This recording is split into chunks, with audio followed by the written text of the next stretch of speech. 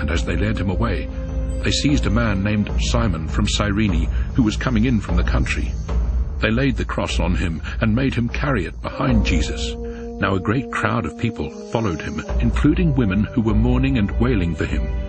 Jesus turned to them and said, "Daughters of Jerusalem, do not weep over me, but weep for yourselves and for your children. For days are coming when they will say, 'Blessed are the barren women, and the wombs that have borne no children, and the breasts that have never nursed.'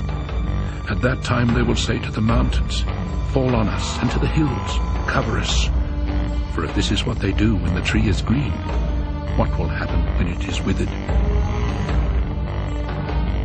2 others who were criminals were also led out with him to be executed. And when they arrived at the place called the Skull, they crucified him there along with the criminals, one on Jesus' right, the other on his left.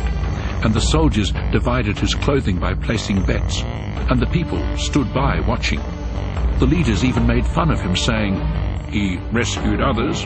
Let him rescue himself if he really is God's Christ, his chosen one." The soldiers also ridiculed him, coming up and offering him bitter wine. They said, "If you really are the King of the Jews, rescue yourself." There was a placard above him which read, "This is the King of the Jews." One of the criminals who hung there was abusing Jesus, saying, "Aren't you supposed to be the Christ? Rescue yourself and us." But the other criminal responded with a rebuke, "Have you no fear of God? After all, you are under the same death sentence. Yet here we are justly. We are receiving what we deserve for our actions, but he has done nothing wrong." Then he said, "Jesus, please remember me when you come into your kingdom." And Jesus replied, "I tell you the truth. Today you will be with me in paradise." By this time it was already about midday, but darkness came over the whole land until 3 in the afternoon, because the sun stopped shining. The curtain of the temple was torn down the middle. Then Jesus cried out in a loud voice, "Father, into your hands I entrust my spirit."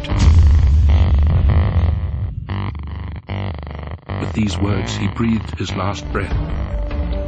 When the centurion saw what happened, he honored and praised God, saying, "This man was truly the righteous one." When the crowd that had gathered for this spectacle saw these things, they beat their chests and returned to their homes. But all Jesus' acquaintances and the women who had followed him from Galilee stood at a distance, watching these things. Now there was a man named Joseph, who was a member of the council. He was a good and just man, and had not given his consent to their decision and action. He came from the Jewish town of Arimathea, and was waiting expectantly for the kingdom of God. He approached Pilate and asked for the body of Jesus, and when he had taken it down from the cross, he wrapped it in linen and placed it in a tomb cut out from rock in which no one had ever been laid. It was the day of preparation, and the Sabbath was drawing near. But still the women who had accompanied Jesus from Galilee followed Joseph and took note of the tomb and how Jesus' body was laid there.